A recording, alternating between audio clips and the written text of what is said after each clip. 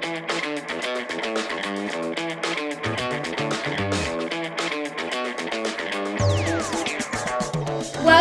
back to Science Ninja TV!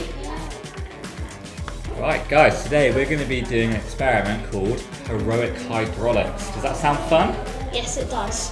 So, we're going to be looking at Pascal's law and we're going to understand how hydraulic machines work.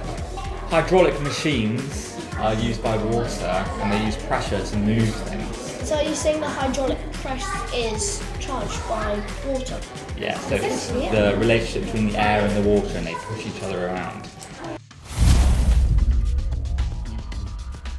Hydraulic machines are found everywhere, in drilling, in all construction sites, in heavy lifting machines, in factories and all sorts. So we're going to learn how they all work. So what we first need to do is take some water. Who's the strongest out of you three? Me. You are. Awesome. You can start by pouring this water into here, all the way to the top. Oops. And I want you guys to watch what happens. There we go. And look, can you see what's happening? The water is going It's from going here down into and there. that is going up because it's holding the air in. Yeah, that's right. So it's going into this one because there's air trapped in here, isn't there? Yeah, it's because of the cap. Yeah, exactly. So if that cap was off, then the water would have just gone up to the top, wouldn't it? Yeah. But because it's got a cap on it, we've trapped air in there and that air can't move anywhere. So our water has to go a different way.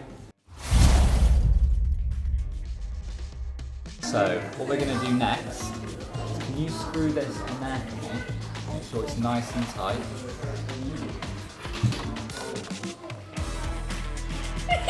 You do. Funny. There we go. We need to. Could you help me? Could you help me put it over this? Sorry. Over there, over that lid there. Awesome. Amazing. 3, 2, 1. Oh, volcano! Whoa, it's like a volcano, isn't it? Oh, yay! Oh, wow. That literally sounds like a kettle. It does, does. doesn't it? And that's because all the pressure is pushing the water out that way. That's amazing, isn't it? So what happened there is all of this air travelled into here, didn't have anywhere to go, so it's gone through here. This is all closed, so then it needs to come up this one. That's the only space left for it to go. So when we do it with the balloon and we move the gas through, that's called Boyle's law. And when we did it with the caps first, we call that Pascal's law.